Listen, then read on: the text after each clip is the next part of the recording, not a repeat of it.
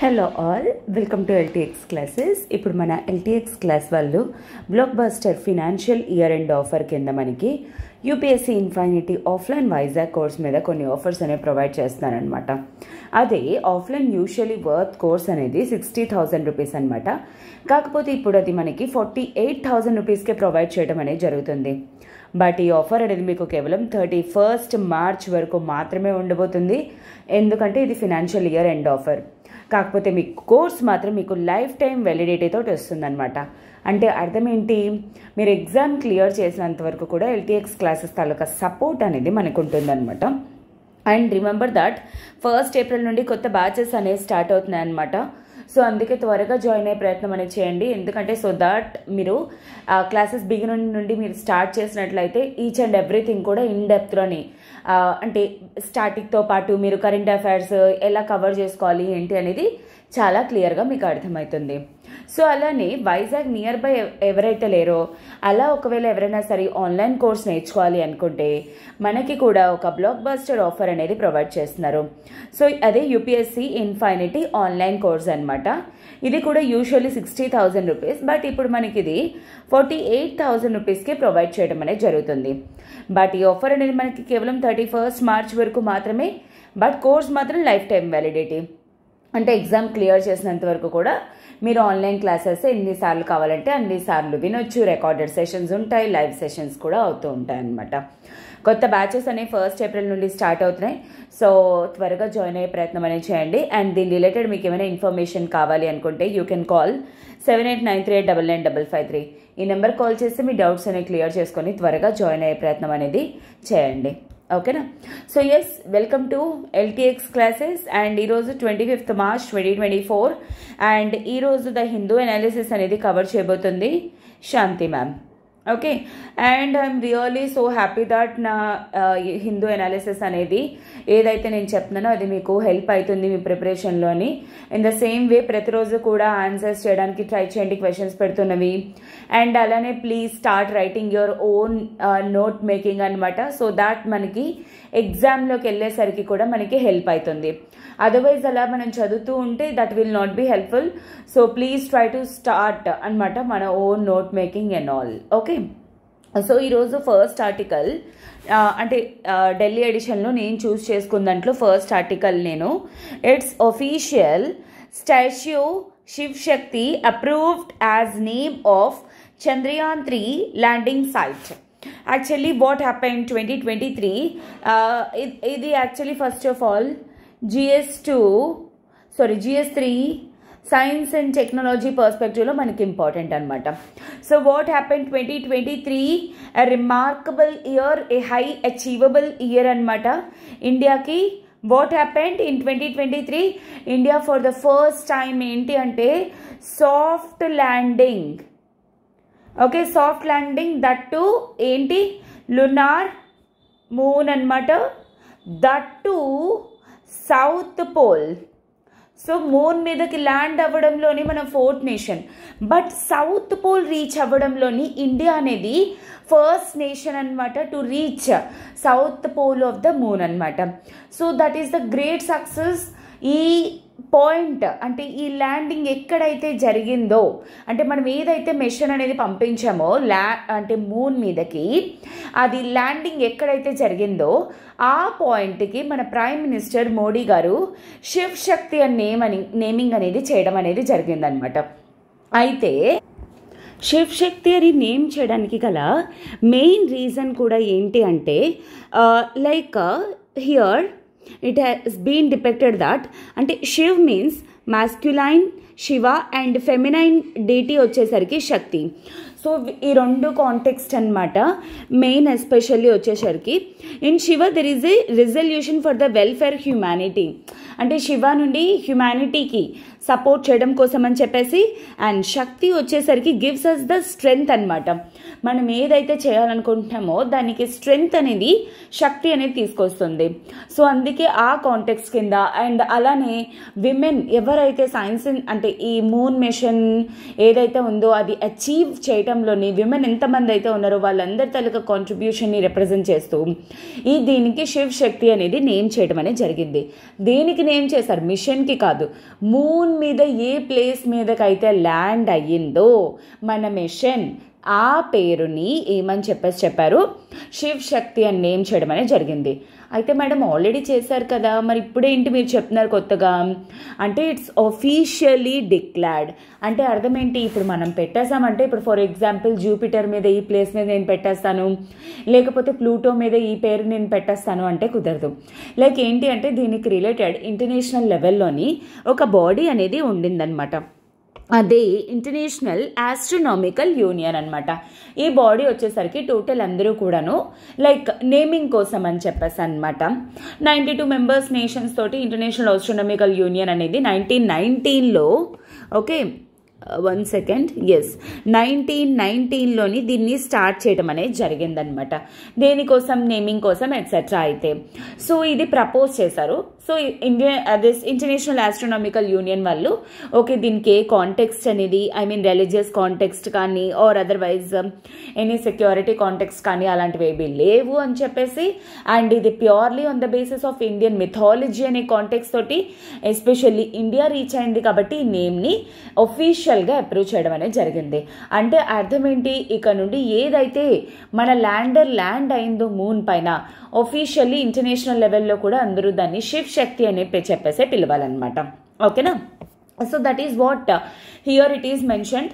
And apart from that I just felt that Chandrayaan 3 గురించి ఎవరికైతే తెలీదో, కొత్తగా ఎవరైతే జాయిన్ అయ్యారో వాళ్ళ కోసం కూడా నేను చెప్పదలుచుకుంది ఏంటి అంటే లైక్ ఈ చంద్రయాన్ 3 మిషన్ ఏదైతే ఉందో this is for what?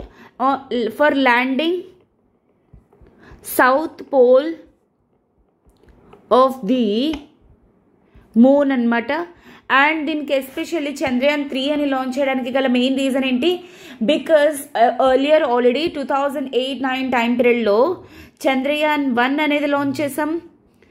And అలానే 2019 ఆ టైంలో we already launched Chandrayaan 2. And now 2023లోని India achieved a soft landing అనమాట చంద్రయాన్ 3 ద్వారా. Okay, so that is what. And ఇది వచ్చేసరికి ఏంటి అంటే it is not a lander or rover. Chandrayaan 1 అనేది ఇట్ ఈస్ జస్ట్ ఆర్బిటార్ అనమాట. అండ్ ఆర్బిట్ చేయడానికి మాత్రమే. వేరేస్ చంద్రయాన్ 2 ఏంటంటే ఫస్ట్ టైం మనం ల్యాండింగ్ చేయడానికి ట్రై చేసాం, బట్ క్రాష్ ల్యాండింగ్ అయింది, అంటే ఫెయిల్ అయిపోయింది, క్రాష్ ల్యాండింగ్ అనమాట. చంద్రయాన్ 3 వచ్చేసరికి it is been achieved. So ఇక్కడ నేను చెప్పదలుచుకున్న పాయింట్ మెయిన్ ఏంటి అంటే చంద్రయాన్ 1 ఈ మూన్ ఇంపాక్ట్ ప్రోబ్ ఏదైతే ఉందో దానికి జవాహర్ స్థల్ అనే పేరు పెట్టడం అనేది జరిగింది. జవాహర్ స్థల్ ఎందుకంటే మన ఇండియా ఫస్ట్ ప్రైమ్ మినిస్టర్ అతని కాంటెక్స్ట్ మీద, అతని కాంట్రిబ్యూషన్స్ మూన్ మీద, సో వాటికి రికగ్నైజ్ చేస్తూ ఈ ప్లేస్ని జవహర్ స్థల్ అని పెట్టారు. చంద్రయాన్ 2 ఎక్కడైతే క్రాష్ ల్యాండింగ్ అయితే జరిగిందో ఆ క్రాష్ ల్యాండింగ్ పాయింట్ని తిరంగా పాయింట్ అని చెప్పేసి, అండ్ ఇప్పుడు చంద్రయాన్ 3 ఏదైతే ఉందో అది శివ్ శక్తి పాయింట్ అనమాట. అండ్ ఇది వచ్చేసరికి ఏంటి అంటే ఎర్త్ బౌండ్ మాన్యూవర్. అండ్ చంద్రయాన్ 3 వచ్చేసరికి ల్యాండర్ మాడ్యూల్ అనమాట. అండ్ అలానే ఎస్పెషల్లీ దీన్ని దేంతో లాంచ్ చేయడం అనేది జరిగింది? LVM-3 అనే వెహికల్ అనేది, LVM-3 M4 వెహికల్ అనేది యూజ్ చేసాం. Height and also lift of mass అనమాట. అండ్ ఇదేమోంచి మనకేంటి లిక్విడ్ స్టేజ్ ఒకటి, సాలిడ్ రాకెట్ బూస్టర్స్ ఒకటి, అండ్ రోవర్ వచ్చేసరికి రోవర్ వచ్చేసరికి 14 ఎర్త్ డేస్ అనమాట, 1 లూనార్ డే. అండ్ అలానే ఎప్పుడు ల్యాండ్ అయింది, ఏ పేలోడ్స్ అనేవి యూజ్ చేశారు, ప్రొపల్షన్ మాడ్యూల్, ల్యాండర్, ఇంకా రోవర్, ఇలాగే ఈ 3 యూజ్ చేయడం ద్వారా దీన్ని లాంచ్ చేయడం అనేది జరిగిందనమాట. సో ఆగస్ట్ 5 నాడు సక్సెస్ఫుల్లీ పెట్టడం అనేది జరిగింది. Chandrayaan 3 orbit is reduce gradually and reach the moon. And moon bound manoeuvres అంటే ఎర్త్ మీద నుండి అలా తిరుగుతూ అలా మూన్ పైకి రీచ్ అవ్వటం అనేది జరిగిందనమాట. ఓకేనా. సో ఎవరికైతే ఇది పాత అంటే ఐ మీన్ ఈ చంద్రయాన్ 3 గురించి గట్టే ఎవరికైతే తెలీదో, so I felt that Chandrayaan 3 వచ్చేసరికి ఇది సిరీస్ అనమాట. ఎందుకు మూన్ మీదకి ల్యాండ్ అవ్వాలనుకుంటున్నాం, because in order to study moon మీద ఏ విధంగా ఉంది అండ్ ఒకవేళ దాని గురించి స్టడీ చేసినట్లయితే యూనివర్స్ అనేది ఎలా ఫార్మ్ అయింది, ఎర్త్ మీద ఏ విధంగా ఉంది అండ్ మూన్ మీద కూడా లైఫ్ అనేది పాసిబులా అండ్ మూన్ మీద కండిషన్స్ అనేవి ఎలా ఉన్నాయో తెలుసుకోవడంలోనే హెల్ప్ చేస్తుంది. And India is the 4th nation అనమాట. యుఎస్ అండ్ తర్వాత రష్యా, చైనా వీళ్ళ ముగ్గురు కూడా ఆల్రెడీ సాఫ్ట్ ల్యాండింగ్ అనేది చేయడం అనేది జరిగింది.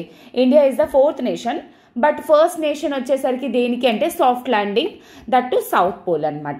సౌత్ పోల్కి రీచ్ అవ్వడం అనేది ఫస్ట్ టైం, ఎందుకంటే సౌత్ పోల్ అనేది వెరీ టఫ్ టు రీచ్ అనమాట. టోటల్ అంతా కూడా ఐస్ అదంతా కూడా ఉంటుంది, that is completely dark side అనమాట, సన్ సైడ్ కాకుండా. సో అందుకే this is high achievable thing. Okay, so this is all about this. And ఇప్పుడు ఇంటర్నేషనల్ ఆస్ట్రోనామికల్ యూనియన్ అనేది ఒఫీషియల్గా దీన్ని రికగ్నైజ్ చేయడం అనేది జరిగింది. ఓకేనా. So this is all about this article and first పేజ్లో అపీర్ అయిన Delhi edition. And moving to the next article, that is like 1 second. Yes, okay. ఇది వచ్చేసరికి నెక్స్ట్ ఆర్టికల్ మనకి ఏంటి అంటే actionable ideas for TB control. So ఒకవేళ నిన్న continuous ఎవరైనా చూస్తున్నట్లయితే March 24 world TB control day awareness క్రియేషన్కి అనమాట. ఈ ట్యూబర్కులోసిస్ ఏదైతే ఉందో ఆ ట్యూబర్కులోసిస్ని ఎస్పెషల్లీ ఏ విధంగా కంట్రోల్ చేయాలి, ఏంటి ప్రాబ్లం ఏంటి అండ్ ట్యూబర్కులోసిస్ ఎలా వస్తుంది, దాని సిమ్టమ్స్ అనేవి ఏంటి ఎక్సెట్రా, వాటి తాలూకా డ్రగ్స్ అనేవి ఏంటి, డిసీజ్ని ఎలా కంట్రోల్ చేయాలి, అదంతా కూడా మీకు మెన్షన్ చేయడం అనేది జరిగింది. సో అందుకే నేను ఈరోజు మళ్ళీ దాన్ని ఫర్దర్గా రిపీట్ చేయట్లేదు. సో ఎవరైతే న్యూగా చూసిన వాళ్ళు ఎవరైతే ఉంటారో yesterday article please do refer, నేను అది నిన్న కవర్ చేయడం అనేది జరిగింది సండే పేపర్లోని ట్యూబర్కులోసిస్ గురించి. సో డైరెక్ట్లీ March 24 గుర్తుపెట్టుకోండి. దాని రిలేటెడ్ ఈరోజు ద ఎడిటోరియల్స్లో మనకి ఏంటి అంటే టీబీ కంట్రోల్ ఎలా చేయాలి అండ్ వాటి తాలూకా ఏ విధంగా ఈ డ్రగ్స్ అనేది అంటే షార్టేజ్ అయిపోతుంది దీన్ని ట్రీట్ చేయడానికి కానీ క్యూర్ చేయడానికి కానీ, సో అలాంటివి థింగ్స్ అనేవి మెన్షన్ చేయడం అనేది జరిగింది. సో ఎస్పెషల్లీ ఈ ఆర్డర్ వచ్చేసరికి ఏంటి అంటే ఇంటర్నేషనల్ లెవెల్లో ఏ విధంగా అసలు టీబీ అనేది ఇంక్రీజ్ అయిపోతుంది అండ్ దట్ టు ఇండియా ఎల్లోని వచ్చేసరికి గ్లోబల్ లెవెల్లో 27% టీబీ కేసెస్ అనేది ఇండియాలోనే ఉన్నాయన్నమాట. సో ఈవెన్ దో దీన్ని డిటెక్ట్ చేయగలము, క్యూర్ చేయగలము, ట్రీట్ చేయగలము, అయినా సరే ఇండియా అనేది స్టిల్ ఈ గ్లోబల్ హబ్ లాగా టీబీ ఉందంటే దిస్ ఈజ్ లైక్ అంటే ఏంటంటే ఇండియా తాలూకా ఫెయిల్యూర్ కండిషన్ హెల్త్ కాంటెక్స్లోని, హెల్త్ ఇన్ఫ్రాస్ట్రక్చర్ కాంటెక్స్లోని అని చెప్పేసి ఆర్డర్ చెప్తున్నారనమాట. And especially world TB day నాడు March 24 గల పెట్టడానికి గల రీజన్ ఏంటంటే రాబర్ట్ కోచ్ తాలూకా డిస్కవరీ. ఈ మైకోబాక్టీరియం బెసిల్లస్ ఏదైతే ఉందో ఆ బ్యాక్టీరియా ట్యూబర్కులోసిస్ని, this is actually bacterial infection గుర్తుపెట్టుకోండి అండ్ దిస్ ఈజ్ ట్రాన్స్మిసిబుల్. అంటే అర్థమైతే ఒక పర్సన్ దగ్గు ద్వారా కానీ లేకపోతే ఇన్ఫెక్టెడ్ పర్సన్ని ఏ విధంగా అయినా కాంటాక్ట్ అయినా సరే డెఫినెట్లీ ట్యూబర్కులోసిస్ అంటే వచ్చే ప్రమాదం అనేది ఉంటుంది. సో ఆ డిస్కవరీ కాంటెక్స్లోని ఆ పర్టికులర్ March 24 డే నాడు వరల్డ్ ట్యూబర్కులోసిస్ డే నాడు అని చెప్పేసి చెప్తున్నారనమాట. ఎందుకోసం ట్యూబర్కులోసిస్ పైన గ్లోబల్ లెవెల్లో అందరికీ కూడా అవేర్నెస్ క్రియేట్ చేయడానికి, యాక్షనబుల్ ప్లాన్స్ తీసుకొని వరల్డ్ అంతా కూడా ట్యూబర్కులోసిస్ ఫ్రీ అనేది చేయడానికి. అండ్ ఇండియా కూడా ఏంటి అంటే నాశాముక్త భారత్ అని చెప్పేసి ఇన్ఫ్యాక్ట్ టీబీ ఎలిమినేషన్ ప్రోగ్రామ్ అని 2025 కల్లా ట్యూబర్కులోసిస్ కేసెస్ అనేవి 0 చేయాలని. But still 27% of global cases అనేవి ఇండియాలోనే ఉన్నాయంటే please do remember that. And India అనేది టీబీ హాట్స్పాట్ అని చెప్పేసి మెన్షన్ చేయడం అనేది జరిగింది. అండ్ ఇయర్ థీమ్ వచ్చేసరికి మనకి ఏంటి అంటే yes we can end TB. ఎందుకు why we can end TB? Because this is highly detectable, highly treatable, highly curable అనమాట. ఓకేనా. సో అయితే నేను మెయిన్ ఎందుకు అంటే ఈ ఆర్టికల్ని చూస్ చేసుకోవడానికి గల మెయిన్ రీజన్ ఏంటంటే issue of drug resistance. Drug resistance అంటే ఏంటో అనేది మీకు క్లియర్గా ఎక్స్ప్లెయిన్ చేస్తాను. Please try to understand the points. Okay. So yes, first of all ఏంటి అంటే ఇప్పుడు అంటే ఈ డ్రగ్స్ ఏంటి అంటే just give me a second, దీన్ని కంట్రోల్ చేయడానికి కొన్ని పాయింట్స్ అంటే కొన్ని డ్రగ్స్ అనేవి ఉన్నాయన్నమాట ఎస్పెషల్లీ టీబీని కంట్రోల్ చేయడానికి. For example, take for example rifampicin or isoniazid. Okay na? So generally ఏంటి అంటే టీబీని రైఫాంపిసిన్ ఆర్ ఐసోమిజిడ్ వీటి ద్వారా కంట్రోల్ చేయొచ్చు అనమాట. ఒక XYZ అనే పర్సన్ ఏంటి అంటే ఈ రైఫాంపిసిన్ అనేది తీసుకుంటున్నారు. సో కంటిన్యూస్ అలా తీసుకొని ఇప్పుడు ఈ డ్రగ్ తీసుకున్నా సరే దీని మీద ఎటువంటి ఎఫెక్ట్ అనేది XYZ పర్టికులర్ పర్సన్ మీద ఎటువంటి ఎఫెక్ట్ అనేది చూపించట్లేదు. ఇంకా స్టిల్ ఆ డిసీజ్ ఆ బ్యాక్టీరియా బ్రతికుంది అంటే that is called as drug resistance. Okay, drug resistance అంటే అర్థం ఏంటి? టీబీకి ఏదైతే డ్రగ్స్ ఉన్నాయో మెడికేషన్ ఉందో ఆ మెడికేషన్ తీసుకుంటున్నా సరే టీబీ కంట్రోల్ అవ్వకపోతే దాన్ని డ్రగ్ రెసిస్టెన్స్ అని చెప్పేసి అంటారనమాట. యూజువలీ ఇప్పుడు ఫర్ ఎగ్జాంపుల్ ఇది వచ్చేసరికి డ్రగ్ రెసిస్టెన్స్ అనొచ్చు. దీనికి ఏంటి రైఫాంపిసిన్తో పాటు ఐసోనియాజిడ్ అనేది కూడా ఉంది. ఇప్పుడు ఈ ఐసోనియాజిడ్ కానీ రైఫాంపిసిన్ కానీ ఒకవేళ ఈ రెండు డ్రగ్స్కి కూడా ఒకవేళ తీసుకోవట్లేదు అంటే దీన్ని మల్టీ డ్రగ్ రెసిస్టెన్స్ అంటారు. మల్టీ డ్రగ్ రెసిస్టెన్స్ అంటే ఏంటి? మల్టిపుల్ డ్రగ్స్ అంటే 2 ఆర్ మోర్ దాన్ అంటే డ్రగ్స్కి కూడా ట్యూబర్కులోసిస్ తగ్గట్లేదు అంటే దాన్ని మల్టీ డ్రగ్ రెసిస్టెన్స్ అని చెప్పేసి అంటారనమాట. ఓకేనా? సో ఇలాగా ఈ కండిషన్ అనేది ఇండియాలోని ఏర్పడుతుంది కాబట్టి దీనికి మెయిన్ ప్రాబ్లం దాన్ని ఫస్ట్ ఆఫ్ ఆల్ ట్రీట్ చేయాలి అని చెప్పేసి అండ్ వీటికి రిలేటెడ్ ఏంటి అంటే కొన్ని పాయింట్స్ అనేవి చెప్పడం అనేది జరిగిందనమాట. ఆథర్ ఏ విధంగా అయితే వీటిని కంట్రోల్ చేయాలి అని 10 యాక్షనబుల్ పాయింట్స్ అనేవి ఇవ్వడం జరిగింది. ఫస్ట్ వచ్చేసరికి ఏంటి అంటే ఎర్లీ డిటెక్షన్ అంటే అర్థం ఏంటి? ఎస్పెషల్లీ టీబీ ఎక్కడైతే ఏ ఏరియాస్లోనే ఉన్నాయో అలాంటి ఏరియాస్ని ఫస్ట్ ఆఫ్ ఆల్ ఐడెంటిఫై చేసి ఎర్లీగా డిటెక్ట్ చేయాలి. ఇప్పుడు ఫర్ ఎగ్జాంపుల్ ఒక పర్సన్ ఉన్నాడు, ఇది ట్రాన్స్మిసిబుల్ కాబట్టి ఆ పర్సన్ ఏ ఇంట్లో ఉన్నాడు ఆ చుట్టుపక్కల కాస్త అండ్ ఎక్కడెక్కడ తిరిగారు ఆ పీపుల్ అందరికీ కూడాను డిటెక్ట్ చేయటం అనమాట.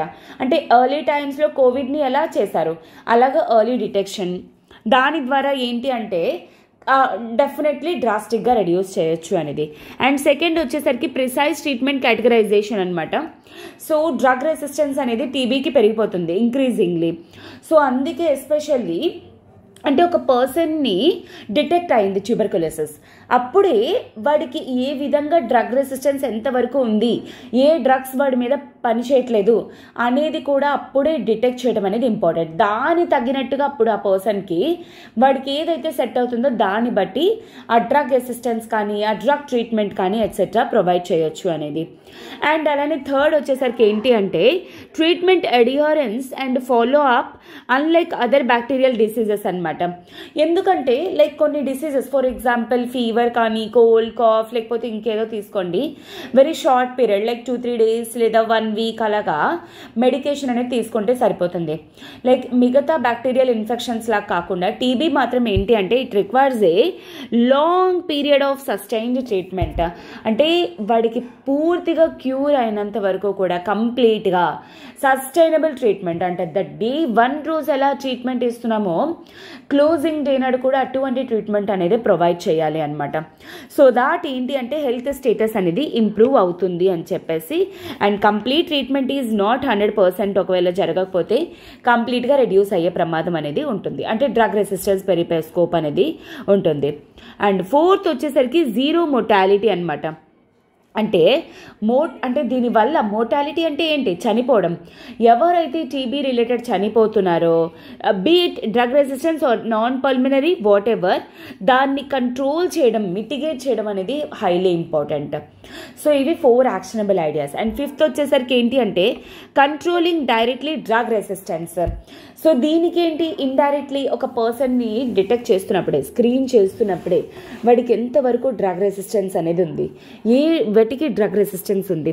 అండ్ ఎస్పెషల్లీ ఏంటి అంటే ఇష్టం వచ్చినట్టు డ్రగ్స్ అనేవి చేయకుండా ఒక పర్సన్కి ఏది సెట్ అవుతుంది ఏది సెట్ అవ్వట్లేదు అని చూసుకున్న తర్వాత వాళ్ళకి డ్రగ్ అలోకేషన్ అనేది చేయటం అనేది హైలీ ఇంపార్టెంట్ అని చెప్పేసి చెప్తున్నారనమాట.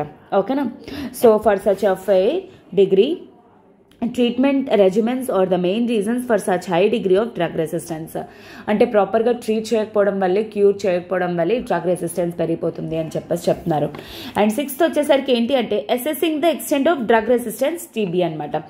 ఎంతవరకు రెసిస్టెన్స్ అనేది వచ్చేసిందో అనేది కూడా యాక్చువల్లీ యాక్సెస్ చేయాలన్నమాట. అండ్ 7th వచ్చేసరికి అవైలబిలిటీ ఆఫ్ అప్రోప్రియేట్ మెడికేషన్ అనమాట. కంటిన్యూస్ మెడికల్ సప్లై ఉండడం అనేది కూడా హైలీ ఇంపార్టెంట్ అనమాట. ఎందుకంటే అండ్ ఇన్ ఆర్డర్ కూడా ఒకవేళ మనం చూస్తే చాలా వరకు ట్యూబర్కులోసిస్ రిలేటెడ్ యాక్టివిస్ట్ ఎవరైతే ఉన్నారో వాళ్ళందరూ కూడాను ప్రైమ్ మినిస్టర్కి నోట్ అనేది రాయడం జరిగింది. ఎందుకు టీబీ రిలేటెడ్ డ్రగ్స్ అనేవి యాక్చువల్లీ ఏమైపోతుంది, షార్టేజ్ అయిపోతుంది. ఆ సప్లై చైన్ మిస్ మేనేజ్ జరగకుండా చూసుకోవాలి అని చెప్పేసి అప్పుడే ప్రాపర్గా అసెస్ చేసి ప్రాపర్గా ట్రీట్ చేసి క్యూర్ చేయొచ్చు అని చెప్పేసి. అండ్ 8th వచ్చేసరికి integration into larger health systems అనమాట. దీన్ని ఏదో సింగిల్ హెల్త్ సిస్టమ్లా కాకుండా లార్జర్ హెల్త్ సిస్టమ్స్లోని చూసి దాని ద్వారా ఏంటి అంటే బిట్వీన్ కంట్రోల్ చేయాలి అని చెప్పేసి to ensure no symptomatic cases are lost, no patients miss their dosages and no non-compliant.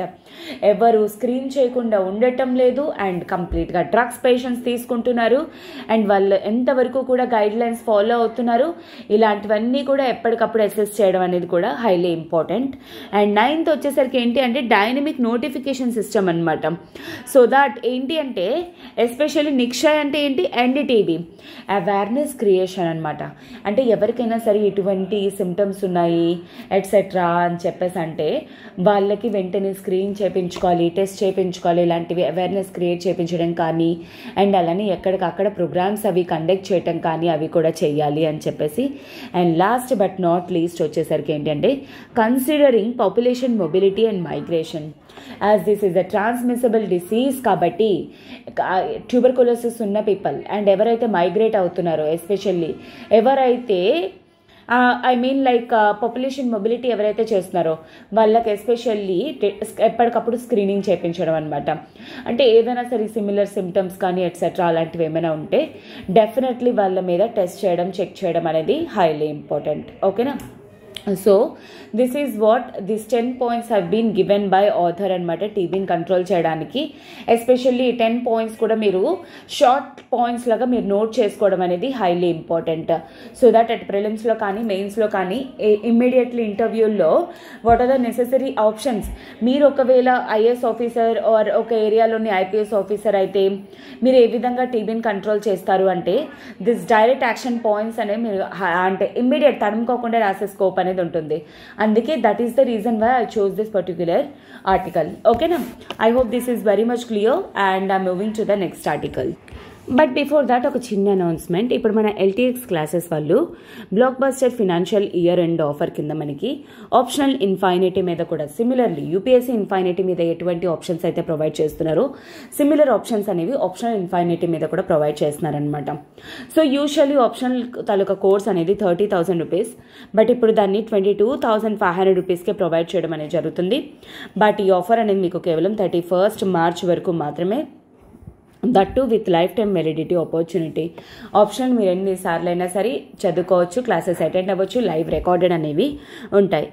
మన ఎల్టీఎక్స్ క్లాసెస్లోని political science, international relations, sociology, anthropology, public administration, Telugu literature, ఈ 5 ఆప్షనల్స్ అనేవి మనకి ఉన్నాయన్నమాట.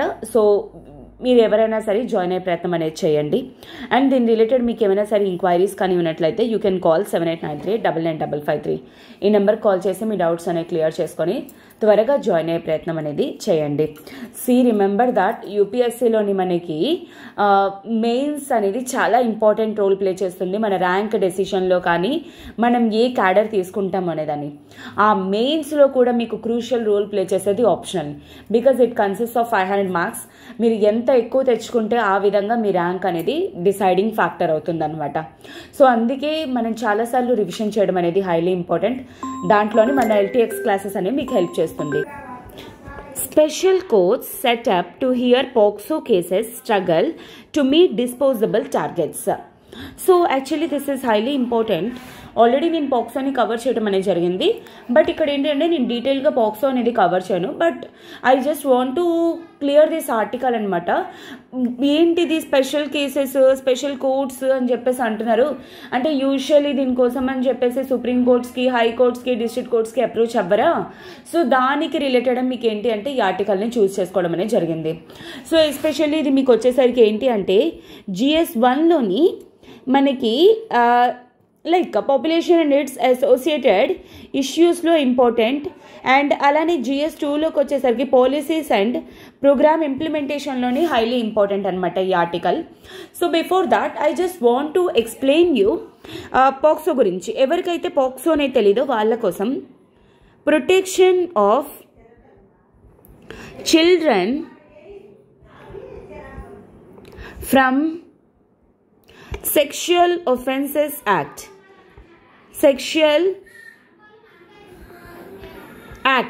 So protection of children from sexual offences act POCSO అనమాట. And ఇది ఎప్పుడు 2002 ఆ టైం పర్టికులర్ 2012 పర్టికులర్ టైం పీరియడ్లో దీన్ని పాస్ చేయడం అనేది జరిగిందనమాట. ఎందుకు? ఇండియా అనేది ఎస్పెషల్లీ ఇంటర్నేషనల్ లెవెల్లోని united nations convention on rights of చిల్డ్రన్కి ఇండియా రాటిఫై చేయడం అనేది జరిగింది, ఈ ఇంటర్నేషనల్ కన్వెన్షన్ అనమాట. ఆ తర్వాత చిల్డ్రన్ని ఎస్పెషల్లీ సెక్షువల్ అబ్యూజెస్ నుండి వాళ్ళ తాలూకా రైట్స్ అనేవి సేఫ్ గార్డ్ చేయడం కోసం అని చెప్పేసి 2012 పర్టికులర్ టైం పీరియడ్లోని ఈ యొక్క పర్టికులర్ యాక్ట్ని పాస్ చేయడం అనేది జరిగిందనమాట. ఈ పాక్సో అనేది ఏంటి అంటే main important, this is a gender neutral law. Gender neutral law అంటే ఏంటి? కేవలం అమ్మాయిలకే కాదు, this applies both to boys and girls. And especially ఇది వచ్చేసరికి చిల్డ్రన్ అంటే ఏంటి అనేది కూడా మెన్షన్ చేయడం అనేది జరిగింది. చిల్డ్రన్ అంటే less than 18 years age group అబ్బాయిల్ని కానీ అమ్మాయిల్ని కానీ చిల్డ్రన్ అంటారు. అంటే ఇంకొకటి ఏంటి అంటే కేవలం నాట్ జస్ట్ పెనిట్రేటివే కాకుండా నాన్ పెనిట్రేటివ్ని కూడా నాన్ పెనిట్రేటివ్ని కూడా ఇన్ఫ్యాక్ట్ సెక్షువల్ అబ్యూస్ కిందే కన్సిడర్ చేస్తూ పోక్సో అనేది. అంటే చిల్డ్రన్ తాలూకా పోర్నోగ్రఫిక్ మెటీరియల్ని ఒకవేళ స్టోర్ చేసినా, సెండ్ చేసినా అలాంటివి కూడా పోక్సోలోనే కన్సిడర్ చేస్తారనమాట. This is such a beautiful legislation నిజం చెప్పాలంటే. ఎందుకంటే చిల్డ్రన్ని ఏ విధంగానైనా సరే, ఎవరినైనా బ్యాడ్ టచ్ చేసినా సరే, ఎందుకంటే చాలా వరకు కూడాను ఇండియన్ పీనల్ కోడ్లో కానీ, క్రిమినల్ ప్రొసీజర్ కోడ్లో కానీ కేవలం పెనిట్రేటివ్ మాత్రమే కవర్ చేస్తారు. కానీ బ్యాడ్ టచ్ కానీ, లేకపోతే వాళ్ళ పోర్నోగ్రఫీ మెటీరియల్ చూడటం కానీ, సెండ్ చేయడం, డౌన్లోడ్ చేయడం అలాంటివి కూడా యాక్చువల్లీ ఏంటి అంటే పోక్సోలోకే కన్సిడర్ చేయాలి. వాటన్నిటిని కూడా బ్రాడ్గా కవర్ చేస్తూ పోక్సోని పాస్ చేయడం అనేది జరిగింది. అండ్ ఎస్పెషల్లీ ఇంకొకటి ఏంటి అంటే పోక్సోలోని రూల్ 9 అనేది ఉండింది. ఈ రూల్ 9 అనేది ఏం చేస్తుంది? దీనికోసం ఏంటి అంటే స్పెషల్ కోడ్స్ అనేవి ఉంటాయి. ఆ స్పెషల్ కోడ్స్ ఏవైతే ఉంటాయో వీళ్ళకి ఇంటరిమ్ రిలీఫ్తో పాటు కాంపెన్సేషన్ అనేది కూడా ప్రొవైడ్ చేస్తారు అనేది మెన్షన్ చేస్తుంది. So this rule 9 talks about వీటి కోసం ఏంటి అంటే separate codes or special codes అనేవి. సో ఆ కాంటెక్స్లోనే ఏంటి అంటే పోక్సోని ఎస్పెషల్లీ పోక్సో రిలేటెడ్ కేసెస్ ఏవైతే ఉన్నాయో వాటిని కన్సిడర్ చేయడం కోసం స్పెషల్ కోడ్స్ అనేవి పెట్టొచ్చు అనేది. అండ్ దానికి లీగల్ స్టేటస్ అనేది ఏంటి? క్రిమినల్ లా యాక్ట్ ఆఫ్ 2018 అనేది పాస్ చేయడం అనేది జరిగింది. సో ఇండియన్ పీనల్ కోడ్ని కానీ, క్రిమినల్ ప్రొసీజర్ కోడ్ కానీ, అండ్ అలాంటి కేసెస్కి, అండ్ దాంతోపాటు ఎస్పెషల్లీ అంటే పాక్సోని కూడా క్రిమినల్ యాక్టివిటీ కింద కన్సిడర్ చేసి పాక్సో కోసం సెపరేట్ ఒక కోర్ట్స్ అనేవి ఉండాలి. ఫర్ ఎగ్జాంపుల్ ఇప్పుడు ఒక పర్టికులర్ పర్సన్ అంటే ఒక పర్టికులర్ చైల్డ్కి ఏదో కేసు అయింది, వాళ్ళ కోసం అని చెప్పేసి డిస్ట్రిక్ట్ కోర్ట్స్లోని, హై కోర్ట్స్లోని, సుప్రీం కోర్ట్స్లోని వెయిట్ చేసుకోవాల్సిన అవసరం అనేది లేదు. కేవలం పోక్సో కోసం ఏవైతే కోర్ట్స్ అనేవి ఉన్నాయో ఆ కోర్ట్స్కి వెళ్ళి ఇమ్మీడియట్లీ రిలీఫ్ అనేది తెచ్చుకోవచ్చు అనమాట. సో దాని ప్రకారంగా ఏంటి అంటే ఒక్కొక్క కోర్టుకి ఒక్కొక్క కేసెస్ అనేవి డిస్పోజబుల్ కేసెస్ ఉంటాయి. అవి చాలా ప్రాబ్లం అనేది అవుతుందన్నమాట. దాని రిలేటెడ్ ఇక్కడ ఆర్టికల్ అనేది ప్రొవైడ్ చేయడం అనేది జరిగింది. అంటే ఏంటి, ఏ కోర్ట్స్ అయితే అంటే స్పెషల్ కోర్ట్స్ ఏవైతే ఉన్నాయో అవి ఎవ్రీ ఇయర్ కూడా ఇన్ని కేసెస్ అనేవి డీల్ చేయాలి అనేది టార్గెట్ ఉంటుందన్నమాట. ఒకవేళ ఆ టార్గెట్ని రీచ్ అవ్వకపోతే ఏంటి అంటే అప్పుడు కోర్ట్స్ అనేవి ఎఫిషియెంట్గా వర్క్ అవ్వట్లేదు అనేది. సో ప్రెజెంట్ వచ్చేసరికి ఏంటి అంటే వాళ్ళ టార్గెట్స్ని వాళ్ళు రీచ్ అవ్వట్లేదు అనే విషయాన్ని మెన్షన్ చేయడం అనేది జరిగింది. ఓకేనా. So this is all about this article and we shall move to the next article. Next article వచ్చేసరికి మనకి ఏంటి అంటే Karnataka parties must fight for Mekedatu Devegowda. So actually ఇక్కడ ఏంటి అంటే this is all important from మనకి జియోగ్రఫీ పర్స్పెక్టివ్లో GS1లోని ఇంపార్టెంట్ అండ్ GS పర్స్పెక్టివ్ 2లోని కోఆపరేటివ్ ఫెడరలిజం ట్రైబ్యునల్స్ పర్స్పెక్టివ్లోని అలాగా మనకి ఇంపార్టెంట్ అనమాట. అయితే ఇక్కడ మీరు ఒకవేళ ఫస్ట్ అబ్జర్వ్ చేసినట్లయితే మీరు మేకేదతు అనే వర్డ్ యూజ్ చేయడం అనేది జరిగింది. ఈ మేకేదతు అనేది ఏంటి అంటే ఇది ఒక హియర్ ఇక్కడ మీకు ఒకవేళ అబ్జర్వ్ చేసినట్లయితే దిస్ ఈజ్ మేకేదతు. ఇది ఎక్కడ, అటు తమిళనాడు ఇటు కర్ణాటకకి మిడిల్లో ఉంది. This is A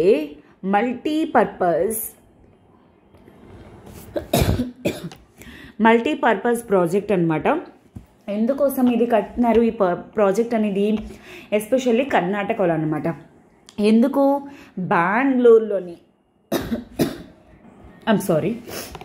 so multipurpose project అనమాట.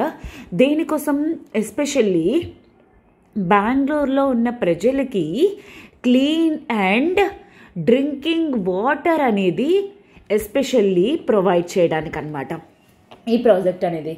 కాకపోతే madam clean and drinking water అంటున్నారు, ఇక్కడ ఏదైనా రివర్ ఏమైనా ఫ్లో అవుతుందా?